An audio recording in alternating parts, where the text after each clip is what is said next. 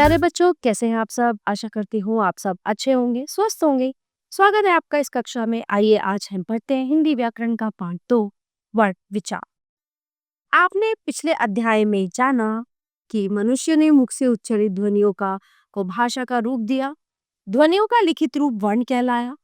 लिपि वर्णों को लिखने का ढंग होता है, जिसमें प्रत्येक वर्ण के लिए एक निश्चित चिन्ह है, जैसे अ, आ, क, ख आदि। ये भाषा की सबसे छोटी इकाई होते हैं जिनके और खंड नहीं किए जा सकते। इस प्रकार भाषा की सबसे छोटी इकाई जिसके और खंड नहीं हो सकते वर्ण कहना। वर्ण ध्वनि का लिखित रूप है। वर्णों के मेल से शब्द बनते हैं। ठीक है, म आ न अ स अ मानस।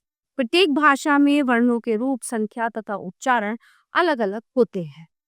वर्णमाला हिंदी में आने वाली मूल ध्वनि अथवा देवनागरी लिपि के व्यवस्थित वर्ण समूह को वर्णमाला कहते हैं। वर्ण दो प्रकार के होते हैं, स्वर और व्यंजन। तो सबसे पहले हम बात करेंगे स्वर की।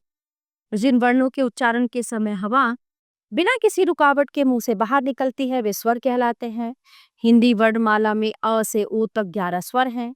स्वर स्वतंत्र ध्वनियां हैं, अतः ये वर्ण बिना किसी दूसरे वर्ण की सहायता से बोले जाते हैं। स्वर मुख्यतः 3 प्रकार के होते हैं, ह्रस्व स्वर, दीर्घ स्वर और प्लुत स्वर। ह्रस्व स्वर जिन स्वरों के उच्चारण में सबसे कम समय लगता है अथवा एक मात्रा का समय लगता है वे ह्रस्व स्वर कहलाते हैं। ये 4 हैं, अ, ई, उ, इरक, रैसे ऋष। दीर्घ स्वर जिन स्वरों के उच्चारण में ह्रस्व स्वर से 2 गुना समय लगता है अथवा 2 मात्राओं का समय लगता है वे दीर्घ स्वर कहलाते हैं। और ये 7 हैं, आ, ई, उ, ए, ऐ, ओ, उ। प्लुत स्वर जिन स्वरों के उच्चारण में सबसे अधिक समय लगता है वे प्लुत स्वर कहलाते हैं। इनका प्रयोग दूर से बुलाने में होता है, जैसे ओम 3 के अंक द्वारा इसकी पहचान कराई जाती है। अयोगवा अयोगवा स्वतंत्र रूप में प्रयोग नहीं होते। इनकी गणना न स्वर में होती है न व्यंजनों में। ये वर्ण स्वरों के बाद लिखे जाते हैं। अनुस्वार ये वर्ण के ऊपर बिंदु के रूप में प्रयुक्त होता है, जैसे अंत, रंग, गंगा, बिंब, पंप, चंडीगढ़, संजय आदि। अनुस्वार वर्णमाला के 5 वर्गों के अंतिम अक्षर के रूप में भी प्रयुक्त प्रयुक्त होता है, जैसे संत, सन, गंगा, गंगा, चंडीगढ़, चंडीगढ़, पंजाब, पंजाब, मुंबई, मुंबई। अनुनासिक इसका उच्चारण करते समय हवा नाक और मुख दोनों से निकलती है। इसको चंद्रबिंदु ही कहते हैं, जैसे हंसी, गाँव, मुंह आदि। विसर्ग इसका उच्चारण ह के समान है होता है। इसका प्रयोग केवल कुछ तत्सम शब्दों में ही किया जाता है, जैसे अतः, स्वतः, प्राय, प्रातः आदि। आगत ध्वनि विदेशी भाषाओं के कुछ शब्द हिंदी में प्रयोग होने के कारण विदेशी ध्वनियां भी शामिल हो गई है। अ यानी अर्धचंद्र, ठीक है, अंग्रेजी भाषा के शब्दों को लिखते समय प्रयोग किया जाता है, जैसे doctor, copy, ball, college, hall, office आदि। स्वरों की मात्राएं, अब ये देखिए जितने भी स्वर हैं सबकी मात्राएं बस अ को छोड़ के। आ की मात्रा ई, छोटी बड़ी, छोटा ऊ, बड़ा ऊ, रे, ए, ऐ, ओ, औ। व्यंजन जिन वर्णों का उच्चारण करते समय मुख से निकलने वाली वायु में कावट पड़ती है उन्हें व्यंजन कहते हैं। व्यंजनों के स्पष्ट उच्चारण में स्वरों की सहायता लेनी पड़ती है, अतः व्यंजन अपने आप में अपूर्ण होते हैं।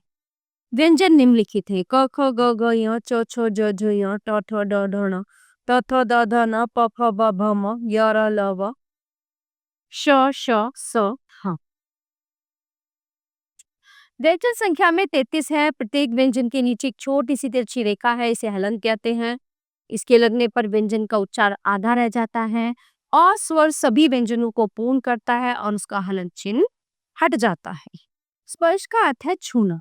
जिन वर्णों के उच्चारण में जीभ मुख के विभिन्न भागों को छूती है उनको स्पर्श व्यंजन कहते हैं। क से म तक स्पर्श व्यंजन है। ठीक है। अंतस्थ अंतस्थ वर्ण वे हैं जिनके उच्चारण में वायु मुख के मध्य भाग से निकलकर जीभ द्वारा वर्ण उत्पन्न करती है। ये वर्ण 4 हैं, य, र, ल, व। इन्हें अर्ध स्वर भी कहा जाता है। ऊष्म जिन वर्णों का उच्चारण करते समय वायु मुख के विशेष भागों को स्पर्श करने के कारण गर्म हो जाती है उन्हें ऊष्म व्यंजन कहते हैं। ये 4 हैं, श, श, स है। संयुक्त व्यंजन 2 या 2 से अधिक व्यंजनों के मेल से बनने वाले व्यंजन संयुक्त व्यंजन कहलाते हैं। हिंदी में कुल 4 संयुक्त व्यंजन हैं, क्ष, ज्ञ, त्र, श्रव। द्वित्व 2 समान व्यंजनों के मेल से बने व्यंजन द्वित्व व्यंजन कहलाते हैं। जैसे पत्ता, कुत्ता, तल्लीन, मल, मक्कार, शक्कर। र का प्रयोग, र के विभिन्न रूप जब र स्वर रहित किसी व्यंजन से पहले आए तो वह उस व्यंजन के ऊपर देव के रूप में लग जाता है। जैसे धर्म, कर्म, मर, शन, हर्ष, वर्ष, उत्कर्ष। जब र किसी स्वर रहित व्यंजन के बाद आए तो वह उसी के नीचे रूप धारण कर लेता है। जैसे क्रम, प्रशंसा, ग्रंथ, द्रव। जब र, ट या डा के बाद आए तो वो नीचे देखो इस तरह से दिखता है, ट्रक, ड्रामा या ड्रम। ता और शा के साथ लगाने पर इसका रूप पूरी तरह से बदल जाता है। जैसे त्र, पत्र, श्र, श्रम। उ व ऊ की मात्राएं रावण के बीच में लगती हैं। जैसे रुपया, रुमाल। उच्चारण स्थान, मुख के जिस भाग से जो वर्ण बोला जाता है वो उसका उच्चारण स्थान होता है। वर्णों के उच्चारण स्थान निम्न प्रकार से: कंठ्य अ आ अह क ख ग घ, तालव्य इ ई च छ ज झ य ष, मूर्धन्य ण ट ठ ड ढ र र ष, दंत्य ल स त थ द ध न, ओष्ठ उ ऊ प फ ब भ म, दंतोष्ठ्य व फ, कंठ तालुव्य ए ऐ, कंठोष्ठ्य ओ औ, नासिक्य ण ण ण न, स्वल्य ह आ, वर्ण विच्छेद। शब्द के वर्णों को अलग अलग करना वर्ण विच्छेद कहलाता है। इसके उचित ज्ञान द्वारा वर्तनी व उच्चारण की अशुद्धियों से बचा जा सकता है। वर्ण विच्छेद करते समय ध्यान रखें कि उच्चारण के समय वर्ण की ध्वनि जिस स्थान पर सुनाई पड़े, विच्छेद के समय उसे वहीं लिखें। सभी व्यंजनों के नीचे हलंत लगाएं, स्वरों के नीचे नहीं।